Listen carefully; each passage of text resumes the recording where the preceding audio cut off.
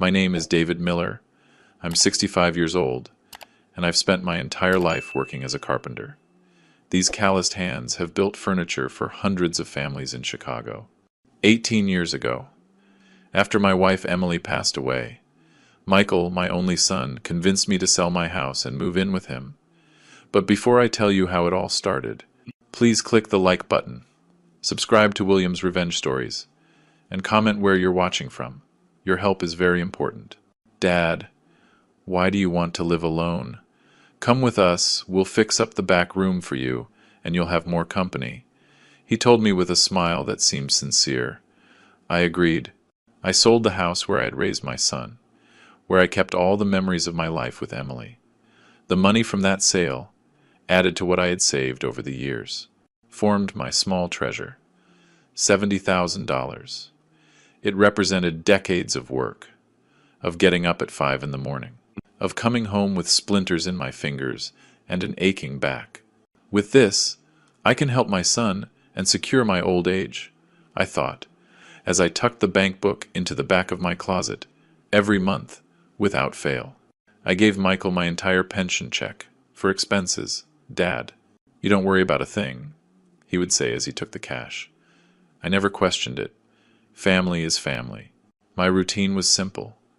I got up early, made breakfast for everyone, even for Linda, my daughter-in-law, who rarely gave me more than a hurried thank you. Then I'd watch my grandson Ethan when he got home from school, help him with his homework, and tell him stories about how I built the most beautiful furniture in the neighborhood. That Tuesday morning seemed like any other day. Michael and Linda had left early, and Ethan was at school. I took the chance to make a chicken soup, the kind my son loved so much when he was a kid. I was in the kitchen chopping vegetables when I heard the front door open. Michael's voice and another man's voice came into the house. I peeked out discreetly. It was Robert, Linda's father, a burly man with a thick mustache and a stern look. We never really connected, but I always tried to be cordial. I was about to greet them when I heard something that made my knife stop in midair. And how are you going to pay for all that? Michael? The truck and the renovation are almost $50,000, Robert asked, in that tone he always used, like my son was just another one of his employees. Don't worry, just use my dad's card, he's loaded. I felt like I'd been punched in the gut. The knife slipped from my hand and hit the cutting board with a thud, stopping the conversation in the living room. Is someone there? Robert asked. It must be my dad, Michael answered. Dad, are you in the kitchen? I didn't answer. With my heart pounding in my throat, I moved silently down the hall to my room. I needed to think. I needed to understand what I had just heard. I closed the door to my room, that small space at the back of the house that had been my home for 18 years. I sat on the edge of the bed and looked at my trembling hands. He's loaded.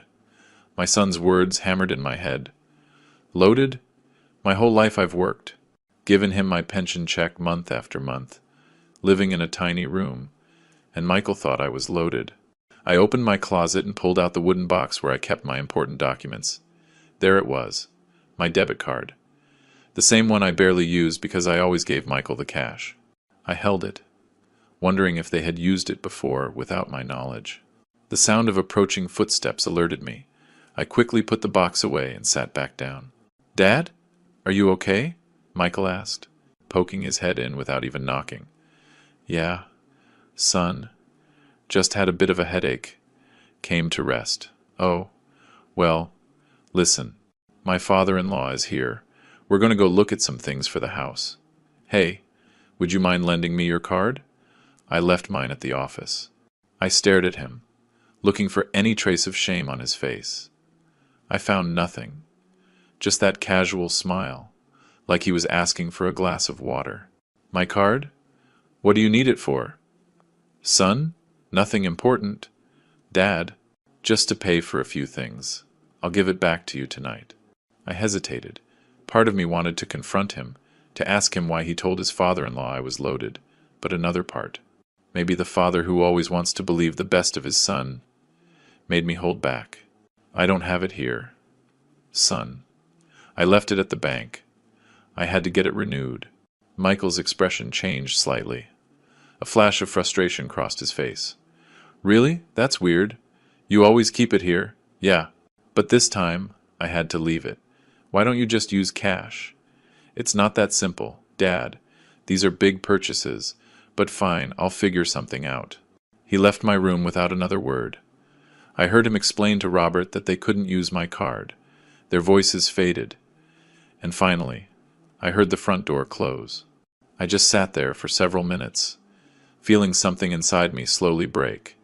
The man I had raised, the one I had given everything to, was ready to use my money without asking, presenting me to his father-in-law as some old man who was loaded. With my hands still shaking, I pulled out my phone and dialed the bank's number.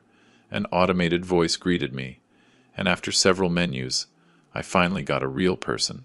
"Good morning, Mr. Miller. How can I help you?" said a kind woman's voice. "I need to block my card. I think someone might be trying to use it without my authorization." "Of course. Let's just verify your identity." After answering her security questions, the woman blocked my card. She also checked my recent activity. "Mr. Miller, I see there's a pending transaction for $15,000 at a car dealership. Do you recognize this charge?" I felt a bucket of ice water dumped on me. "No," I answered, my voice barely a whisper. "Don't worry. Since the card is now blocked, that transaction will be automatically declined. Would you like to file a report for attempted fraud?" I thought about my son, my family. "No, not right now. I just want to make sure no one can use my card." "I understand. Your card is blocked, and we'll send a new one to your branch. I would also recommend changing your online banking passwords." I followed all her instructions, and when I hung up, I felt physically exhausted, like I had just carried an entire wardrobe by myself. I decided to get out of the house. I needed air. I needed to think far away from those walls, which suddenly felt like a prison.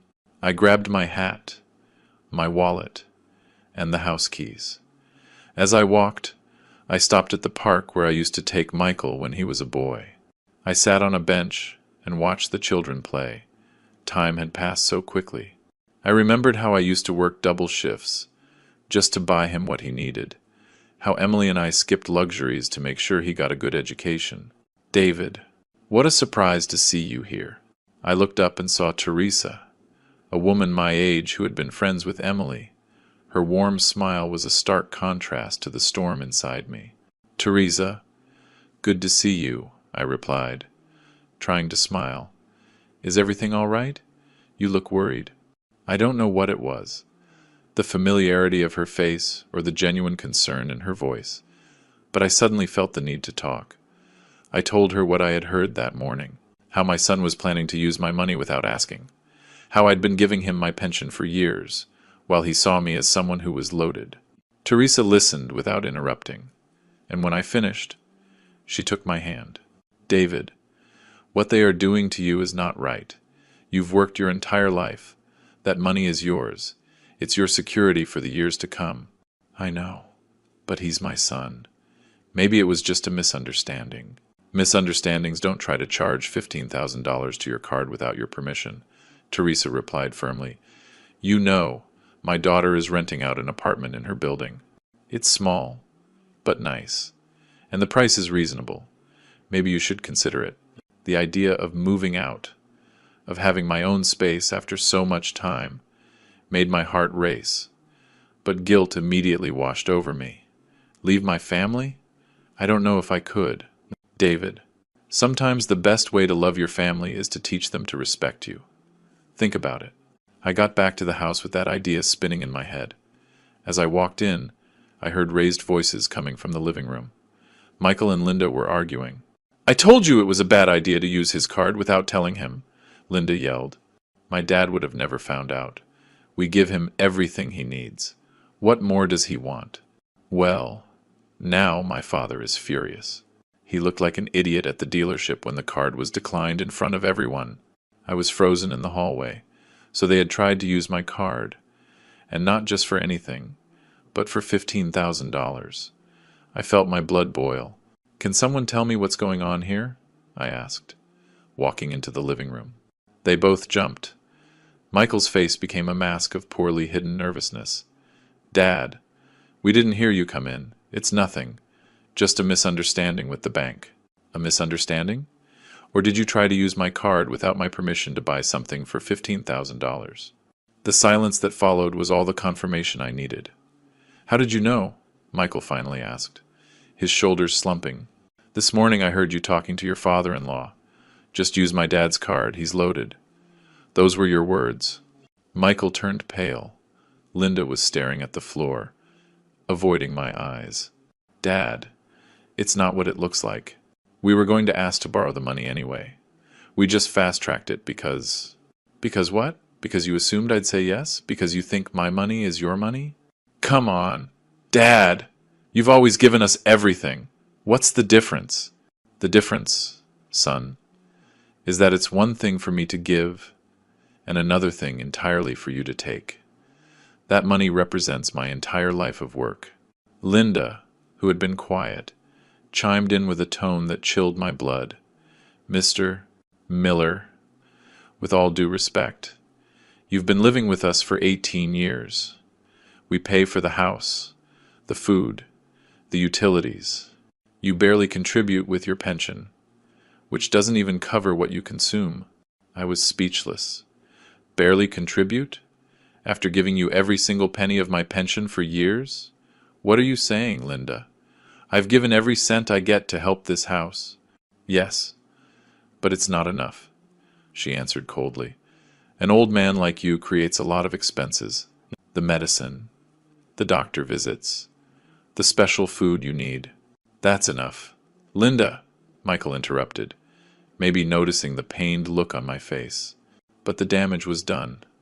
My daughter-in-law's words had shown me how they really saw me.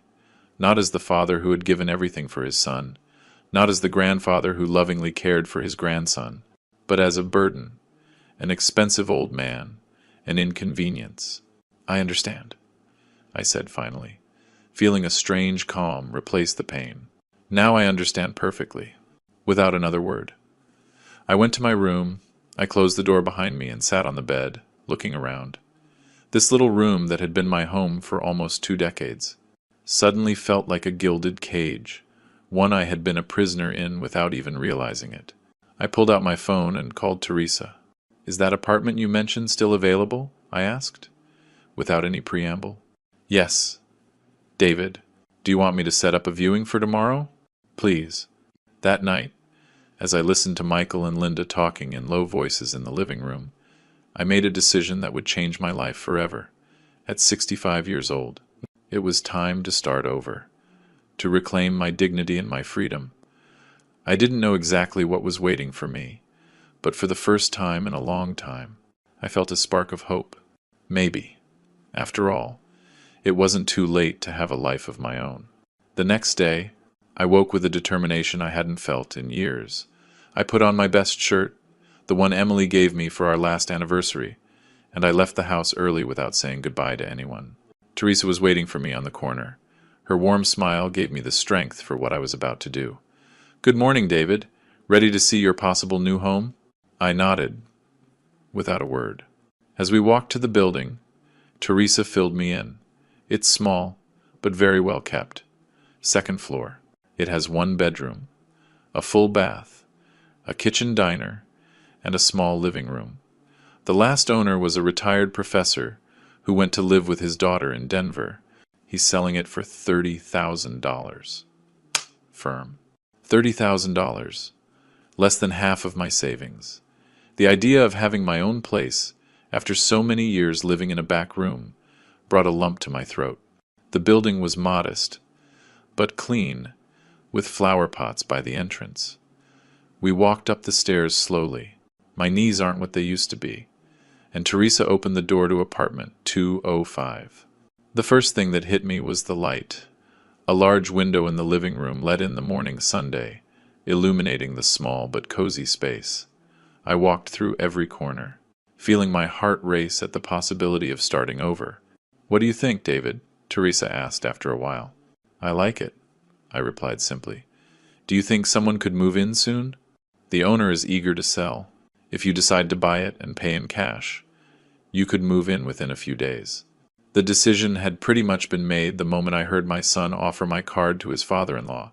Still, I wanted to be prudent. Can I think on it until tomorrow? Of course. I'll tell the owner you're interested. When I got back to the house, I found Michael waiting for me in the living room. His expression was a mix of regret and anxiety. Dad, where were you? I got worried when I didn't see you in your room. I went for a walk, I replied, to avoiding specifics. I needed to think. About yesterday? I want to apologize. I shouldn't have tried to use your card without permission. It was a mistake. I looked at him. His apology sounded rehearsed, like he was more worried about the consequences of his actions than about having hurt me. A mistake, son, or was it a plan? How long have you been planning to use my money? Michael shifted uncomfortably in his seat. It's not like that. Dad, it was just a moment of weakness. My father-in-law was pressuring me to buy a new truck and do a remodel. He said it was the least I could do for my family. And my money is the solution? The money I've saved my entire life? I was planning to pay you back, little by little, he justified, though his eyes avoided mine. Besides, you always say that everything you have is for us. It's one thing if I decide to give a son. It's another thing entirely for you to take without asking. The conversation was interrupted by the arrival of Ethan, my grandson, returning from school. When he saw me, he ran to hug me, like he always did. Grandpa, look what I made at school. He showed me a drawing of him and me in what looked like a park. My heart ached, thinking about how my decision would affect this little boy I loved so much. It's beautiful, kiddo. You're quite an artist. Michael used his son's presence to change the subject, but the tension remained, floating between us. That night, while everyone slept, I checked my bank book by the dim light of my lamp.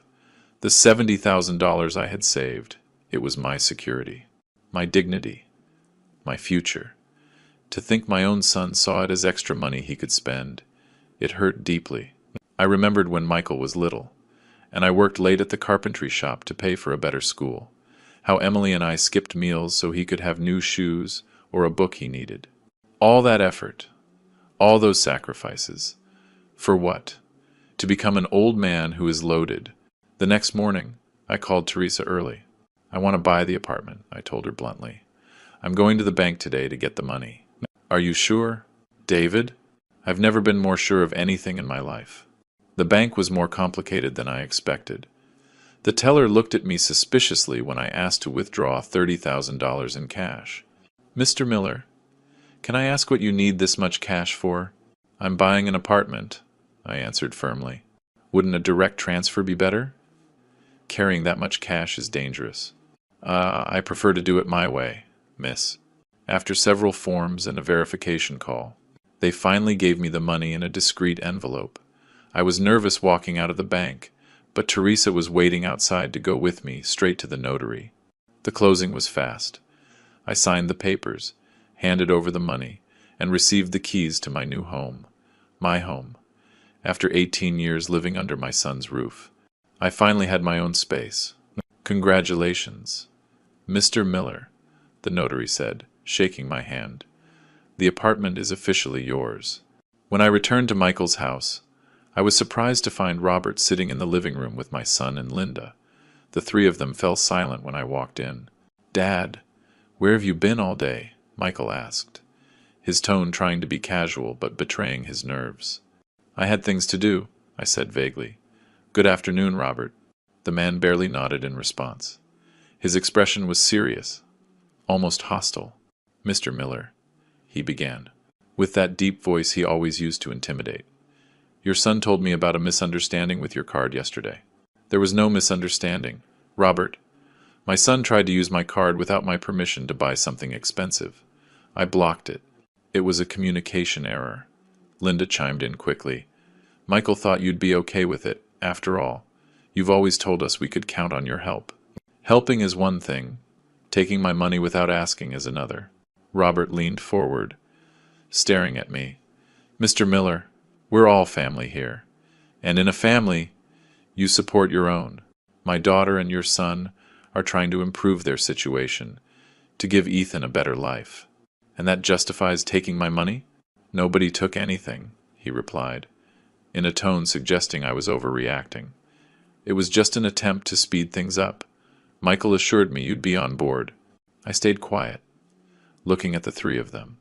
I understood then. I was facing a united front. They had already decided that my money was theirs by right, that my decades of work were at their disposal. I appreciate your concern for Ethan, I said finally, but my money is mine, and I decide how and when to spend it. Robert snorted with obvious contempt. I see selfishness comes with age. You live here practically for free, and now you refuse to help your own family. Dad, Linda cut in, though her tone suggested more embarrassment at her father's bluntness than disagreement. No, Linda, let's be honest, Robert continued. Your father-in-law has been living off your generosity for years. The least he could do is chip in when you need him. My blood boiled, but I stayed calm. Living off your generosity? I've given you my entire pension check every month for 18 years. I've watched my grandson while you work. I've cooked, cleaned, fixed things in this house. Is that living off your generosity? Your pension doesn't even cover what you consume, Robert said with disdain. An old man like you has a lot of expenses. That's enough. Robert, Michael finally said, maybe noticing how pale I'd become. My dad has always been generous with us. This is just a misunderstanding. But the damage was done. Robert's words only confirmed what I already suspected. To them, I was a burden, an expensive old man, an inconvenience. I understand, I said, standing up slowly. Now I understand perfectly. Without another word. I went to my room. I closed the door and sat on the bed, feeling a strange mix of pain and liberation. The decision I made this morning was the right one. It was time to leave. I started pulling my clothes from the closet, packing them carefully into the old suitcase I'd last used on my final trip with Emily, over 20 years ago. As I did, I heard them arguing in the living room. You ruined it, Linda hissed at her father. Now he'll never help us with the money. It's just a matter of applying more pressure, Robert replied calmly. These old guys always fold when they feel guilty. He's my father, not an ATM. Michael protested weakly, though his tone suggested more concern about losing access to my money than about my feelings. I paused, leaning against the closet. I had lived 65 years. I had worked since I was 14. I had built a family. I had survived the loss of my wife. And now, in the supposed sanctuary of my son's home, I was being treated like an object to be squeezed for value, an old man who was loaded. I continued packing with renewed determination.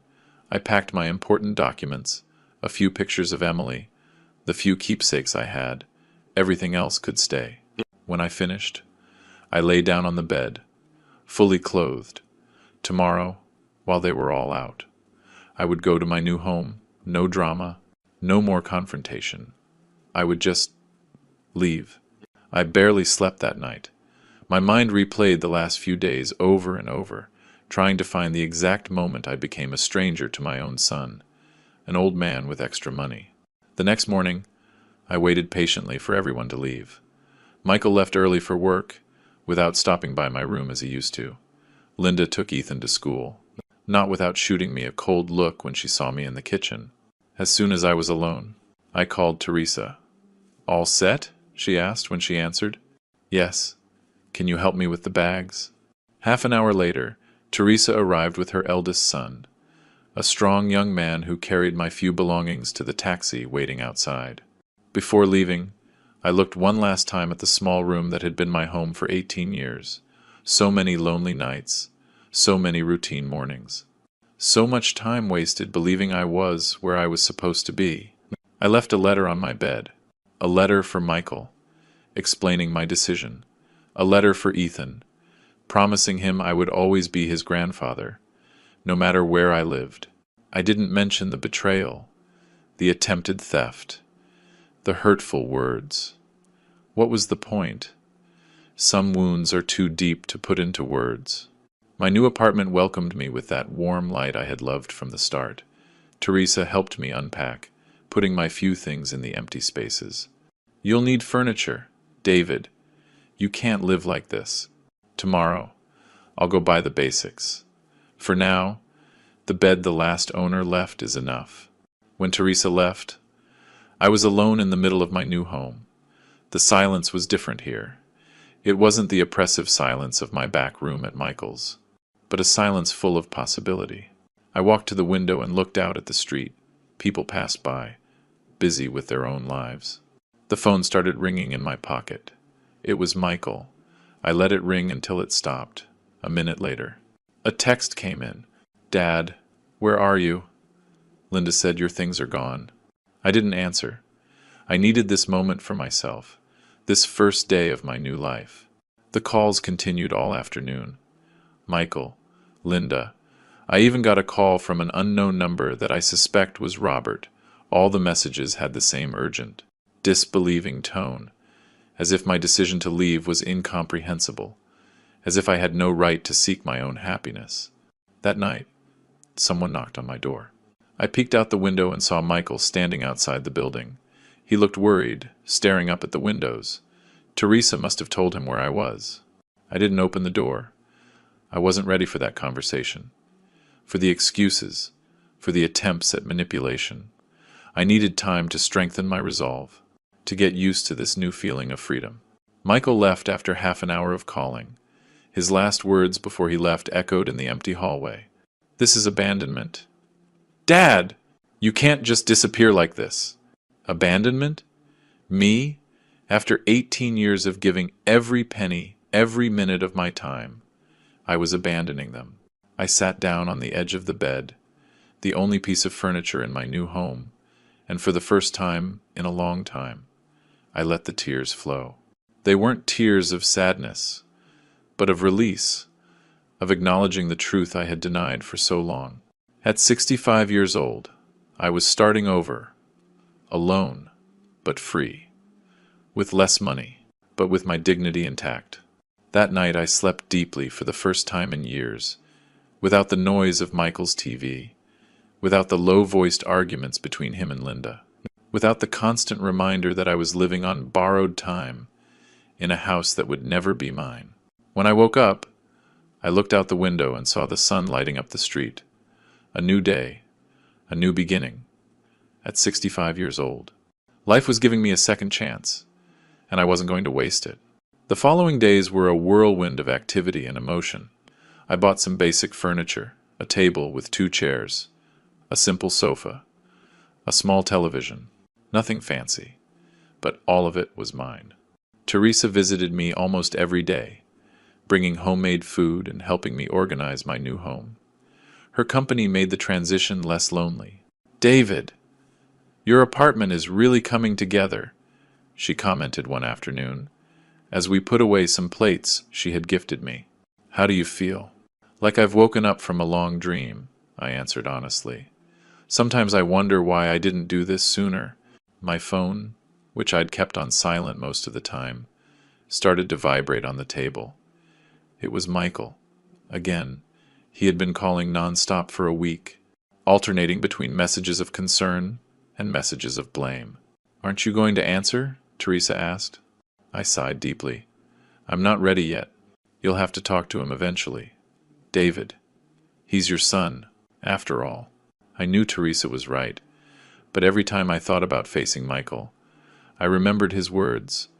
"Just use my dad's card, he's loaded," and the pain returned, just as sharp as the first day. One morning, almost 10 days after I moved, someone knocked on my door. When I opened it, I was surprised to see Ethan with Michael. The boy ran to hug me, while his father stood in the doorway, looking awkward. "Grandpa, I missed you so much," Ethan cried, clinging to my waist. "I missed you too, kiddo," I replied, feeling a lump in my throat. I hadn't realized how much I missed my grandson until that moment. I looked up at Michael, who still hadn't moved. "Do you want to come in?" They came into my small apartment. Ethan explored the space with childlike curiosity, while Michael looked around with a critical expression. "It's cozy," he finally said, as if he couldn't find anything else to say. "Are you comfortable here, Dad?" "Very comfortable." "Thank you." The awkward silence was broken by Ethan, who was bouncing excitedly. "Grandpa, can I come for a sleepover? We can watch movies and tell stories like before." "Of course, kiddo. Anytime." Michael cleared his throat. "Ethan, why don't you go see if Grandpa has any snacks in the kitchen while we talk?" Once the boy was gone, Michael sat across from me at the small table. His expression was a mix of regret and wounded pride. "Dad, why did you leave like that? You worried all of us." I left a letter explaining my reasons. A cold letter that explains nothing. 18 years, and you just leave without a word. I felt my anger rise. And what did you want me to say? Son? That I realized my own son sees my money as extra?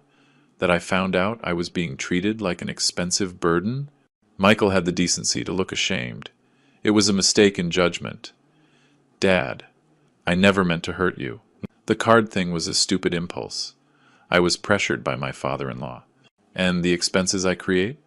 Was that your father-in-law talking too?" Linda was upset. She didn't mean what she said. "We never saw you as a burden, Dad." I wanted to believe him. I really did. I wanted to believe it was all a misunderstanding. But something in his eyes, the way they darted to the window, told me he wasn't being completely honest. "You should come home. Dad," he continued. "Your room is still there, waiting. Ethan misses you terribly. This is my home now, son. I bought it with my money. The money you said I had so much of." Michael tensed up. "You bought this place? How much did it cost?" $30,000, I replied calmly. I saw him doing the math in his head. He knew exactly how much I had, which only confirmed my suspicions. "Dad, you didn't need to spend that much. At home, you didn't pay rent, or utilities, or I paid with my entire pension every month. I cut him off, and with my work, taking care of Ethan, cooking, fixing things around the house. But that's not enough to." He stopped abruptly, realizing he was repeating the same hurtful words. "Too late." "Not enough," I repeated slowly. "There's the truth. Son, it will never be enough for you. That's why I'd rather live with less, but with dignity." Michael changed tactics.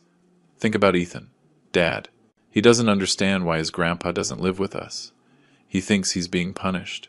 Using my grandson to manipulate me. That was a low blow. Even for Michael." Before I could answer, Ethan returned. "Grandpa, I didn't find snacks, but I saw your tools. Are you going to build furniture here?" I smiled at the boy. "I am. Kiddo, I was thinking of making a small bookshelf." "I can help you." "Dad never has time to teach me stuff like that." Michael shifted uncomfortably at his son's innocent comment. Our conversation was over, but the unspoken words hung between us like a storm cloud. They stayed for a couple of hours. I played with Ethan. I showed him how to sand a piece of wood. For a moment, it was like old times. But Michael's tense presence was a constant reminder that nothing would ever be the same. When they left, Michael made one last attempt. "Dad, at least tell me when you'll visit. Linda wants to talk to you too, to clear the air." "I need time, son. You can bring Ethan whenever you want, but for now, I'm keeping my distance." Michael's face hardened. "You know this is affecting the whole family, right? My father-in-law is furious.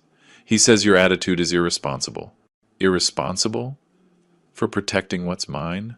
For dividing the family," he says, "at your age. You should be thinking more about us and less about yourself.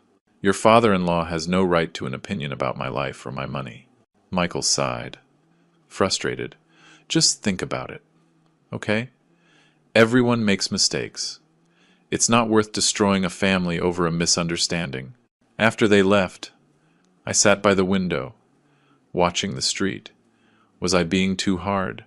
Should I forgive and forget? The thought of going back to that house, of feeling watched, used, it made me feel like I was suffocating. No, I had made the right decision. At 65, I deserved to live with dignity, not as a walking ATM. The next few days were relatively calm.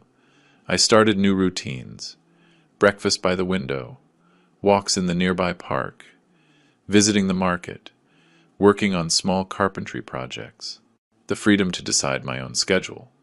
It was intoxicating. One afternoon, coming back from the market, I noticed a familiar car parked near my building. Robert's black Mercedes. My heart sped up. What was he doing here? I entered the building cautiously, walking slowly up the stairs. When I got to my floor, I saw Robert talking to one of my neighbors. When he saw me, he smiled. That calculating smile I knew so well. "Mr. Miller, what a coincidence." "Robert, what are you doing here?" "Visiting a friend who lives nearby. I saw you walk in and thought I'd say hello." It was an obvious lie. He had come looking for me. "If you'll excuse me, I'm in a hurry." "Of course. But I was wondering if we could talk, man to man, without the kids around." Something in his tone put me on high alert, but I decided it was better to face him head on. "Come in," I said, opening my door. "But I don't have much time." Robert entered, his eyes scanning every detail. He looked at the simple furniture, the fresh paint, the few decorations. "An interesting place," he finally said, "though it must be a big change, after living in a large house with your son. A change for the better." Robert sat down, uninvited. "Mr. Miller, let's get to the point. Your attitude is causing problems in my family." "My attitude? What are you talking about?" "This elderly tantrum. Abandoning your family over a small misunderstanding with a card." I took a deep breath, controlling my anger. It wasn't a tantrum. My son tried to use my money, and I found out I'm seen as a burden. Families argue. "Mr. Miller, things are said in the heat of the moment, but you don't abandon your family over it." "I haven't abandoned anyone. I simply decided to live on my own, with my own money." Robert changed tactics, his voice suddenly friendly. "Listen, I understand you're hurt, but think about Michael, Linda, little Ethan. They need you. Do they need me? Or my money?" His expression hardened for a second, before he forced another smile. "Come on, David, we're men of the world. You worked your whole life for your family, right?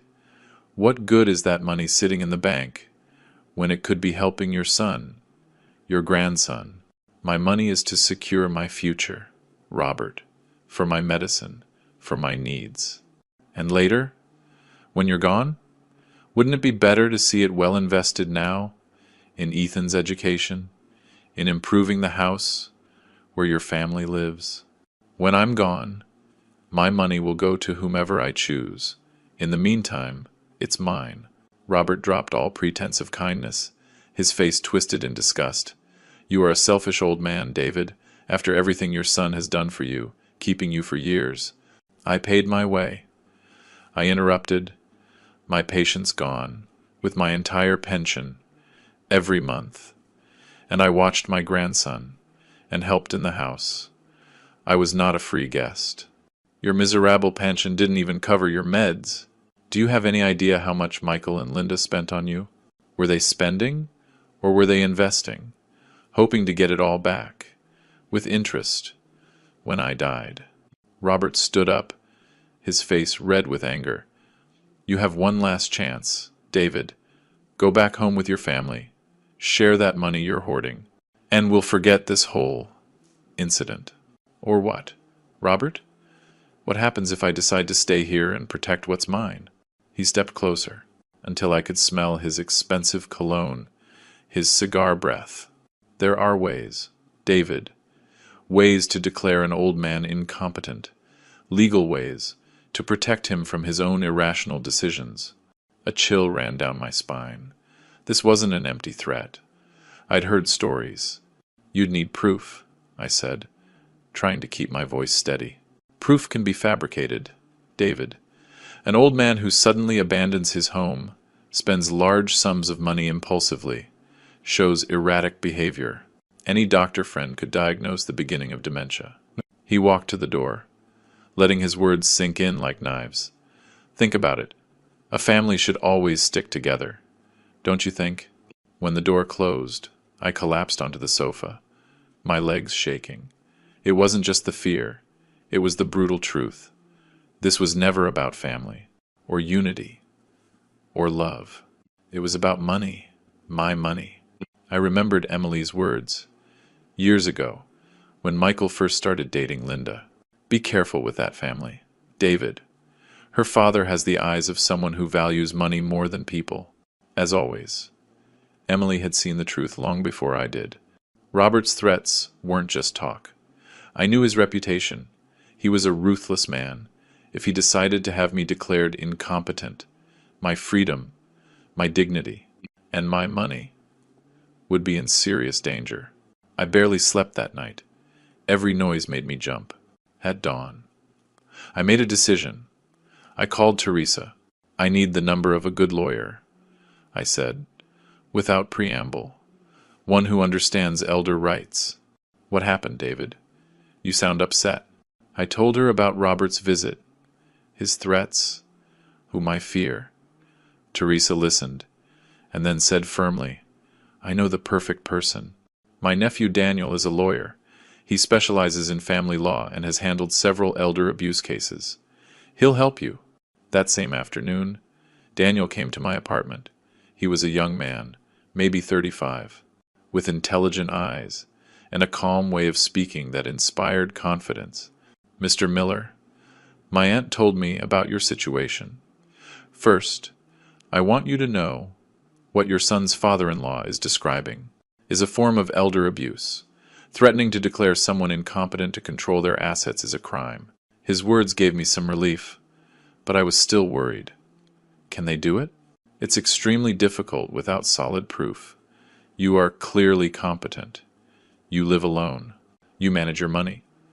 You make rational decisions. No serious court would accept such a petition. As Daniel was explaining my rights, we heard a commotion in the hallway. Michael's voice yelling for me. Dad, open the door! I know you're in there! Daniel looked at me. Do you want me to stay for this conversation? I nodded, grateful. When I opened the door, Michael burst in, but stopped short when he saw Daniel. Who is this man? What is he doing here? This is Daniel. My lawyer, I replied, as calmly as I could. Your lawyer? What the hell do you need a lawyer for, Dad? To protect my rights.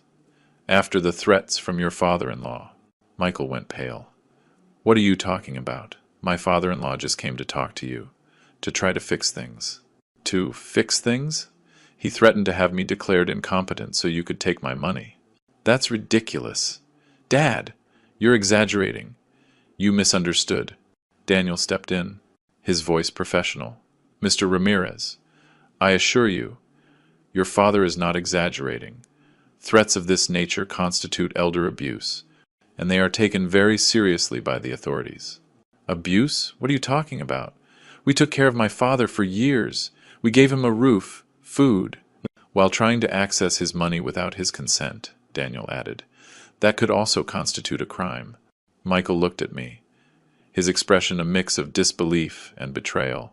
So now you're going to sue your own family. Dad, your son, your daughter-in-law, your grandson's grandfather. I don't want to sue anyone. Play, son. I just want to be left alone. I want you to respect my decisions and my money. Your damn money, Michael spat bitterly. It was always more important to you than we were, wasn't it? No, son.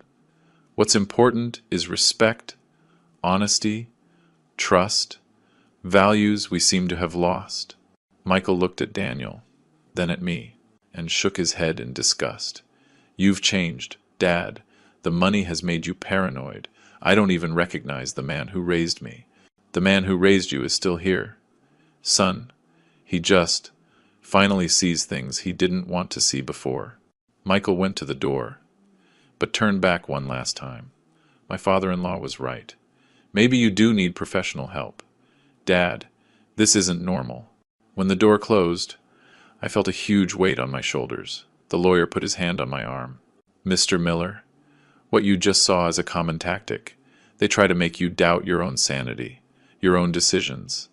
Don't let them. He's my son, I whispered, my voice breaking. My only son. I know, and that's why it hurts the most.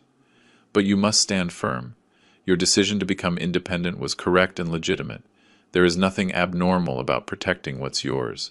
That night, after Daniel left, I sat by the window, looking at the city lights. 65 years of life, of hard work, and now I was in a battle for my dignity, my money, my freedom. How did we get here? When did my son start to see me, not as a father, but as an obstacle? Robert's words echoed in my mind. There are ways to declare an old man incompetent. And Michael's. Maybe you do need professional help. The threat was clear. They were willing to question my sanity, just to get my money. As the city lights twinkled, I made a decision.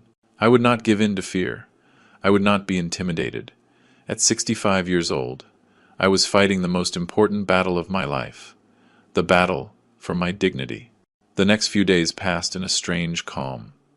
Daniel, my lawyer, called me daily to update me on the documents he was preparing, a preventative power of attorney, an updated will, medical certificates proving my full mental capacity, small legal shields against the storm we both knew was coming.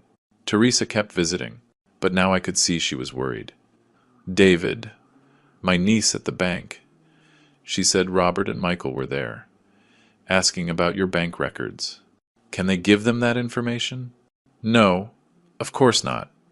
But the fact they're trying, be careful, David. Those people aren't going to give up. One afternoon, as I was fixing a chair, I got a text from Ethan. Grandpa, I miss you. Mom and Dad fight all the time since you left. Can I visit? The message squeezed my heart. My grandson, caught in a battle he didn't understand. I replied, Of course. Kiddo, tell your dad to bring you over. I didn't expect it to be so soon. That same night, Michael showed up with Ethan. My grandson ran to hug me, while my son stood at the door, his expression dark. Ethan wanted to see you, he said simply. I'll be back in 2 hours. You don't want to come in? I have things to do, he replied sharply. 2 hours. Dad, he left, leaving me alone with my grandson. Ethan was unusually quiet, playing distractedly with a piece of wood. Are you okay, kiddo? You seem sad. He looked up at me, his eyes so much like Emily's. Grandpa, why don't you want to live with us anymore? Did I do something wrong? No, my boy. Of course not, I said, hugging him. You did nothing wrong. This is a grown-up thing. Problems that we have sometimes. Dad says you got selfish, that you love your money more than us. And Grandpa Robert says you're crazy. My blood boiled. But I kept calm for Ethan. And what do you think, kiddo?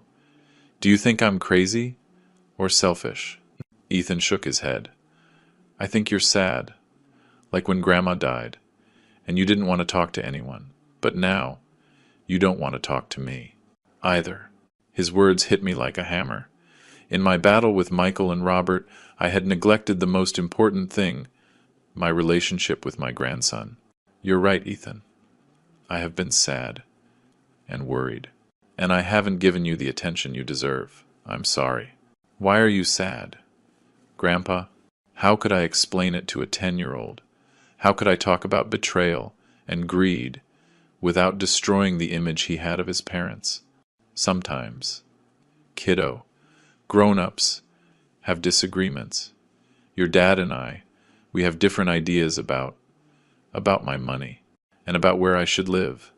But that doesn't change how much I love you. Ethan nodded, processing my words. Grandpa Robert comes over a lot now. He talks to Mom and Dad when they think I'm not listening. They say mean things about you. What kind of things, kiddo? That you need to see a special doctor, that you need treatment, that they need to protect your money from you. Every word confirmed my fears. They were planning something that involved protecting my money by declaring me unfit. Do you know when they're going to take me to this doctor? Ethan hesitated. Tomorrow. Grandpa Robert got an appointment with a doctor friend of his. They said they're going to take you to breakfast, to talk. But then, they're taking you to the doctor. A chill ran down my spine. The trap was set, and I almost walked right into it. Thank you for telling me, Ethan. This is very important. You did the right thing. Are you going to hide, Grandpa? Are you not going to go? No, kiddo, I'm not going to hide, but I am going to be ready. We spent the rest of the time playing checkers. As we moved the pieces, I was moving pieces in my mind, preparing for the much more dangerous game awaiting me. When Michael came to pick him up, Ethan hugged me tight. I love you, Grandpa. Promise me everything will be okay. I promise, kiddo. Everything will be okay. As soon as they left, I called Daniel. I explained the situation, every detail. It's exactly what we were afraid of, Mr. Miller. They're attempting a fraudulent declaration of incapacity. I need you to come to my office, right now. An hour later, I was sitting in Daniel's office. He had all the documents ready, the recent medical certificates, the power of attorney, even a preliminary complaint for attempted financial elder abuse. Mr. Miller, here's what we do. When they come for you tomorrow, you go with them. Go with them? To the fraudulent doctor's office? Exactly. But you won't be alone. I'll follow you. Discreetly. And we'll have a notary public and an independent geriatric specialist waiting nearby. And then what? The moment they try to make you sign anything or subject you to an evaluation, we intervene. We'll present the complaint, the medical certificates, everything. We'll catch them red-handed. The plan was risky, but effective. Instead of hiding, I would walk right into their trap, but with my own protections. What if they try something drastic? Robert is not a man who likes being confronted. Daniel looked at me, his face serious. I also have contacts at the DA's office. If there is any kind of threat or physical coercion, the response will be immediate. That night, as I laid out my clothes, I looked at Emily's picture. What would you think? Em? I whispered. Am I doing the right thing? I could almost hear her answer. David, a father's love is priceless. But so is dignity. Defend what's yours. But don't forget that Michael, despite everything, is still your son. With that thought, I took a piece of paper and started writing a letter. Not for Michael or Linda, for Ethan. A letter he could read when he was older. Dear Ethan, if you're reading this, it means you're old enough to understand complicated grown-up things. I wrote for an hour, pouring out my feelings, my fears, my hopes. The next morning, I dressed with special care, my best shirt, my good pants. I wanted anyone who saw me to see a man who was far from confused or unkempt. At 9 o'clock sharp, the buzzer rang. When I opened the door, I found Michael, Linda, and, to my surprise, Robert. All three of them had forced, friendly smiles. Good morning, Dad, Michael said. You look great. Thank you, son. Good morning, David, Robert chimed in. We've come to take you to breakfast. There's a new restaurant nearby we want to show you. How thoughtful, I replied, noticing them exchange looks of relief. They thought I suspected nothing. Let me just grab my jacket, and I'll be right with you. As I grabbed my jacket, I sent a quick text to Daniel. All three are here. It's starting. The restaurant was an elegant place. White tablecloths. Waiters in vests. Robert asked for a private table in the corner. Do you like the place, Mr. Miller? Linda asked, trying to be pleasant. It's very nice, though I wonder why all the luxury, just for a family breakfast. I saw them tense up. It's a special occasion. Dad, Michael said, we want to talk to you about something important. Is it about the doctor you're planning to take me to after breakfast? I asked casually, taking a sip of water. All three of them froze. Robert was the first to recover. I see Ethan has been talking, he said, with a forced laugh. But it's not what it sounds like, David. We just want you to get a checkup. At your age, it's important. My health is perfectly fine. Robert, I had a full physical 2 weeks ago. But this doctor is a specialist. In seniors, Linda added, he can detect problems that other doctors miss. Problems like, what? Dementia? Inability to make financial decisions? The silence that followed was all the answer I needed. Finally, Robert decided to be blunt. Mr. Miller, let's be frank.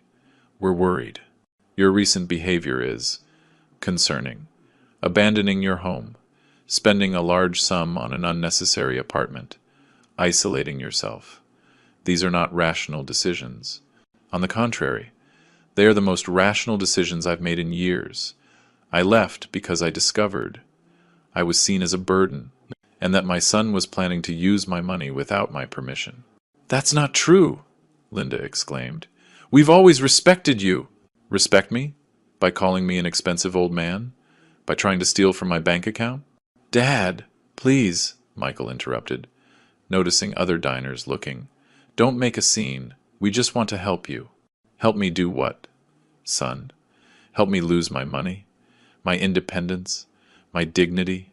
Robert slammed the table, his frustration showing. Enough games, Mr. Miller. You are clearly not in a condition to manage your own money. As a family, we have a responsibility to protect you, even from yourself. And this protection involves taking me to a doctor friend of yours who will declare me incompetent with fake reports. They stared at me, stunned. They hadn't expected me to know the details. That's a serious accusation. Dad, Michael said, his voice trembling. Is it? Then explain why your father-in-law mentioned that proof can be fabricated when he threatened me in my apartment. Robert turned pale. He never thought I'd repeat that. Mr. Miller, you're twisting my words. No, Robert, I remember exactly. An old man who suddenly abandons his home, spends large sums. Any doctor friend could diagnose the beginning of dementia. Those were your exact words. Linda looked at her father in horror. Dad, did you really say that? Robert ignored her. His eyes were locked on me. Cold. Calculating. Be that as it may, David. This drama changes nothing. You will come with us to see the doctor, and you will submit to an evaluation. Or what? Will you take me by force? If necessary, we'll get a court order.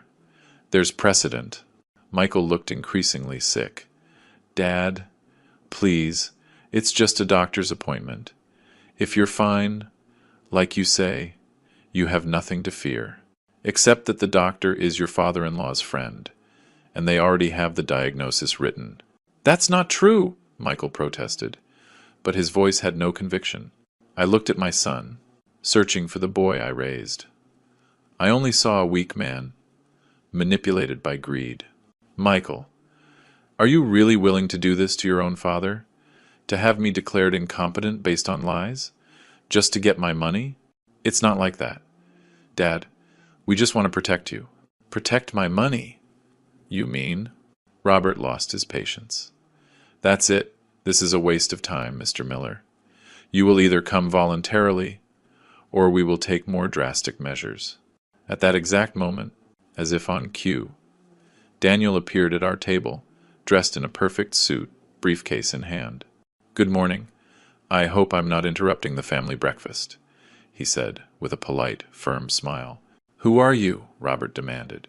Daniel Vega, Mr. David Miller's attorney. May I?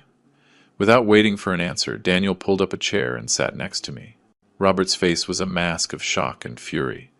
Mr. Miller doesn't need a lawyer for a family visit.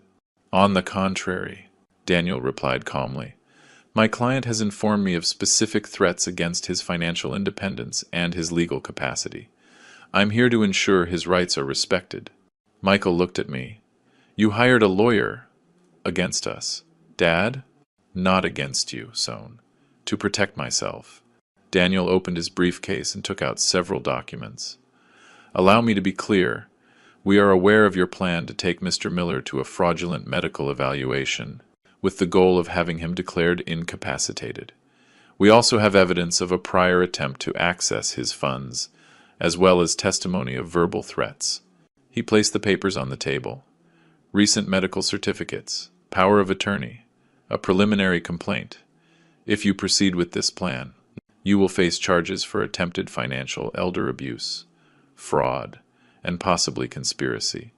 The legal consequences would be significant.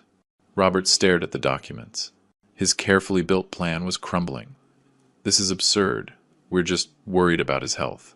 In that case, Daniel continued, you'll have no objection to him being evaluated by the independent geriatric specialist who is waiting outside, in the presence of a notary public, to certify that the process is transparent and free of coercion. The trap had been reversed. Now, they were the ones who were caught. We don't need unknown doctors, Robert insisted, but his voice had lost its power. We have our own specialist. Your specialist will have to explain to the medical board why he was willing to issue a prefabricated diagnosis, Daniel replied. Unless, of course, this was all just a misunderstanding. The tension was thick. Linda looked back and forth between her father and her husband. Michael looked like he'd aged 10 years. Finally, Robert spoke. This isn't over. All other ways of handling this are illegal, I'm afraid, Daniel said, with a polite smile. And all of them are preemptively documented in the complaint we will file if you make any other moves against my client. He turned to me. Mr. Miller, do you wish to proceed with the formal complaint now, or would you prefer to give your family one last chance? This was the moment. I looked at Michael, at Linda, at Robert. They were beaten, exposed. I could push the button. I had every right. But I thought of Ethan. I thought of how a formal complaint, a public scandal, would affect my grandson. He didn't deserve to see his parents face criminal charges, no matter how much they deserved it. I'll give them one last chance, I said finally. With conditions? Daniel asked. What conditions? Michael whispered. First, you will never again question my mental capacity or attempt to access my money without my explicit consent. Second, Robert, you will not contact me, directly or indirectly, ever again. Third, you will respect my independence and my right to live my life as I choose. Linda nodded quickly. Of course, Mr. Miller. This was all a terrible misunderstanding. No, Linda, it wasn't a misunderstanding. It was a deliberate attempt to steal from me, but for Ethan's sake, I am willing to let it go, as long as you respect my conditions.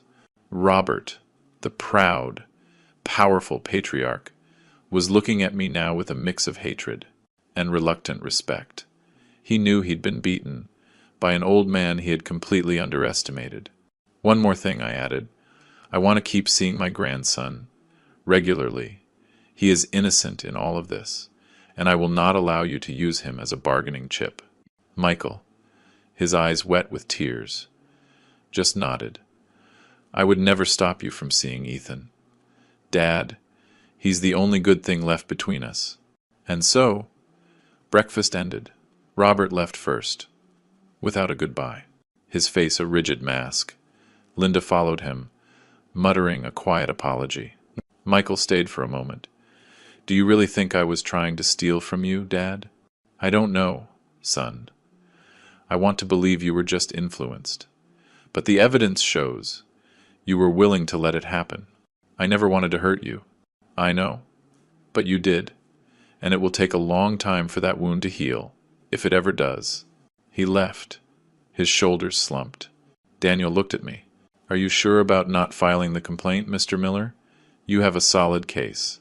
I'm sure. I don't want my grandson to grow up with that weight. They'll face the natural consequences of their actions. 6 months have passed since that breakfast. My life has found a new rhythm. My small apartment is now fully furnished, mostly with pieces I built myself. My workshop is my sanctuary. Ethan visits me twice a week. His father drops him off. Punctually. Our encounters are brief, formal.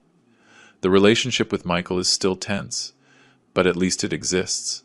I barely exchange words with Linda, and I haven't seen Robert again. Teresa remains my faithful friend, my support. Sometimes she jokes that we should get married, just to give the neighbors something to talk about. We laugh. And for now, that's enough. The money they wanted so badly is still mine, managed by me. A portion of it is in an educational trust fund for Ethan, inaccessible to his parents. The rest I use to live comfortably. When I look out my window each morning, coffee in hand, I think about the strange turn my life took. At 66 years old, I fought a battle for my dignity, and I won. It wasn't easy, and the emotional cost was high. But as I watch the sun light up the city and feel the freedom to decide my own day, I know it was worth it. Like I tell Ethan when he asks if I'm happy living alone, I'm not alone, kiddo. I'm in the company of the man who knows and respects me the most, myself. Yesterday, as Ethan and I were building a small wooden boat, he asked me a question. "Grandpa, will you ever forgive my dad?" I put down my tools and looked him in the eye. "I already have, Ethan. Forgiving is necessary, so you don't carry that anger. But forgiving doesn't mean forgetting, and it doesn't mean putting yourself in a position to be hurt again. Does that mean you'll never live with us again? It means everyone has their own place in the world. Kiddo, mine is this apartment, where I can be myself, and that doesn't stop me from loving you with all my heart." He seemed satisfied with that, and went back to the boat. In the end, what my son, my daughter-in-law, and Robert never understood is that my money was never extra. Every dollar represented sacrifice, hard work, and plans for the future. But more importantly, it represented my right to choose, my autonomy, my dignity. At 66, with less money, but with my freedom intact, I've learned that sometimes the greatest act of self-love is to say enough and start over. If my story moved you, or made you think about the value of dignity at any age, please leave a comment and subscribe to William's Revenge Stories.